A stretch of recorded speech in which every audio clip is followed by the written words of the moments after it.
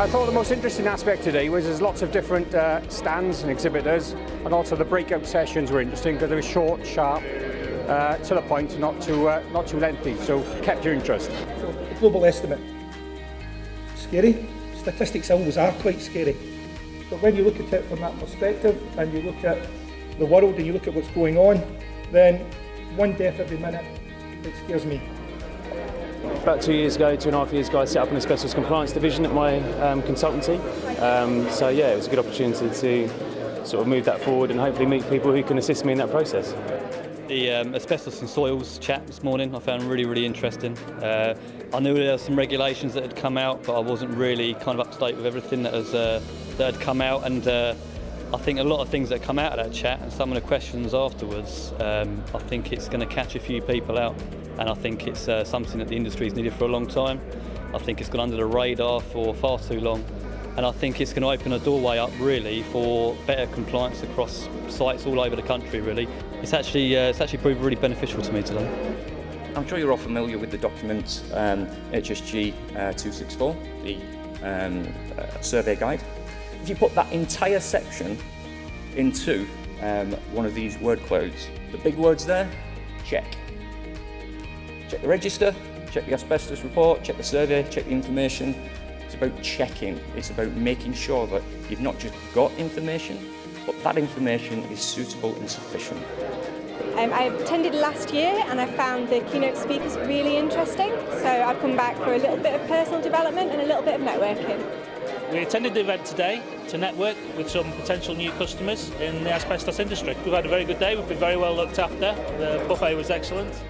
Asbestos is a hot topic in our industry, and it's always good to catch up on the latest news. I find the online health and safety system seminar quite good. Definitely going to take that away and discuss that with management. What the contracts regulate, I'm sure most of you know this: time, cost, quality and risk. Okay? And those are the elements that we're looking to control. How can we manage the performance of consultants in terms of the timing of the work, what he does when? Very important that we control costs, particularly change management. As things change, as the scope is revised, as the scope is changed, how can we keep tabs on our precious budget? I had the enclosure downstairs in the red zone. That was fantastic. We have had excellent feedback. I think it's great to see people coming up to me and saying, did you build that enclosure? Well, I can show them something like a live job behind me and say, that's a live job, that's what we look like when we're on the site. It's nice to them to say, well, we'll give you a call, and exactly what we're here for, you know. The way I think about managing asbestos projects is along the lines of the principles of CDM. There's some good practice in there that we try and pull out and make sure we follow that to give us some guidelines. If CDM doesn't apply, then the management regs apply. And do you know what? It all basically says that you've got to work in a collaborative way, you've got to coordinate with your supply chain, you've got to provide information, you've got to do your risk assessment, so it gives you that real principle and strong way in which you can actually engage and deliver the projects.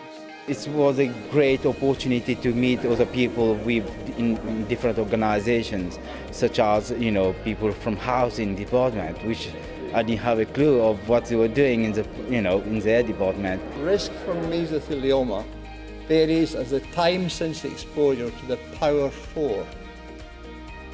Life expectancy. Now you could dip me in crucidolite tomorrow. I won't be here 40 years on, so it'll have absolutely no effect on me. If I take someone's child or grandchild who will be here in 50, 60, 70 years, it's a different answer.